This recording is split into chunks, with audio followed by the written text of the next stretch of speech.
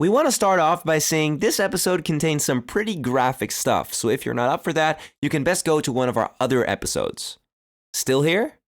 Okay, let's talk about violence. More specifically, let's talk about the way movie director Quentin Tarantino displays violence in his movies and find out what his style has in common with the 16th century style in art history, Mannerism. What do great artists throughout the centuries have in common? They all did something different and often had a very distinctive style in their work. Quentin Tarantino is no exception to this rule.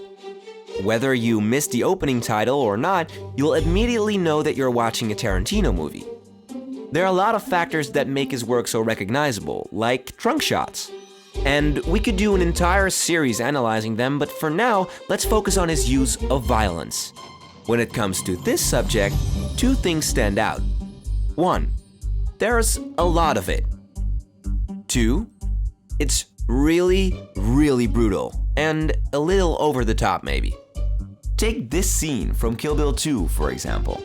It's one great choreographed violent dance that lasts a whopping 7 minutes and 49 seconds. Blood is gushing abundantly, people are screaming in agony, and you are sucked into the scene and will leave it feeling exhausted. Although Tarantino uses a lot of graphic violence in his movies, it isn't merely to shock the audience. It's part of his art, so to say, a way to express himself. In that way, the violence used by Tarantino is a means, not the end, which it is in movies like Saw. This is what Tarantino says about violence in his movies.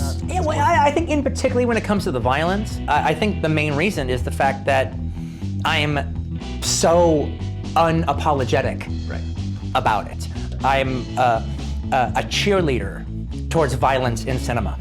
Tarantino's violence only exists within his medium, the movie itself. And Tarantino knows that. He's exploring the artistic boundaries of that medium with every single scene. Because his use of violence is cinematic, it's not realistic. It's even funny sometimes. And since it's so over the top, your experience as a viewer is probably more distant than when it comes to violent scenes by director Shane Black, for example, which can be viewed as more realistic. It's raw, clumsy, emotional, and more in line with how violence in the real world will probably be. That's a lot of wood. That's a lot of wood. If you want to learn more about his style, check out Nerdwriter's great analysis. We'll drop a link below. Tarantino's extravagant ways are very similar to a style in art history called Mannerism. The term Mannerism refers to the style in art history that succeeded the Renaissance. Around 1520 AD, a number of Italian artists tried to equal the style, or maniera, of their predecessors, celebrated masters such as Raphael and Michelangelo. They studied the muscular bodies and complex poses in Michelangelo's frescoes in the Sistine Chapel, and then went a step further, also exploring the boundaries of their medium, just like Tarantino does. Bodies with exaggerated muscles, extreme torsos, and small heads were the result. Mannerists expressed emotion and drama through their newly developed style, and so their style became mannered, and that's why it's called Mannerism. Mannerism spread rapidly throughout Europe. Dutch artists, including Hendrik Goltzius and Cornelis van Haarlem, introduced it into the northern countries. It was Cornelis van Haarlem who used this style to paint one of the most violent paintings that you will find in the Rijksmuseum.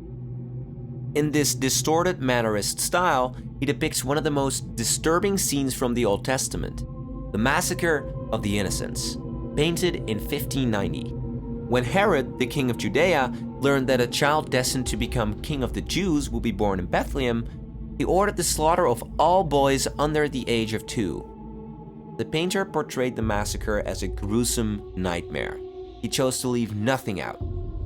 Horror follows upon horror. At the lower left, a soldier slits a child's throat, while above them, a woman gouges out a soldier's eyes. And just like in the Kill Bill scene from before, the violence goes on and on. It literally extends to and fades out in the background. There's violence everywhere. Cornelis van Haarlem was not the first to paint this biblical scene, but his take on it is certainly one of the most violent, pushing the boundaries of his medium. And this goes for Tarantino as well. He was not the first to use violence in a movie, but he pushed his form of storytelling within his medium to new extremes. Great works of art provoke a certain feeling, whether it's in film, a painting, or in music. And the best artists always find new ways to interact with our emotions, even the emotions we'd rather not have. But what do you think? Is this art? Let us know whether you think Tarantino's work is art or not, and let us know your suggestions for future episodes of Is This Art? Thanks for watching!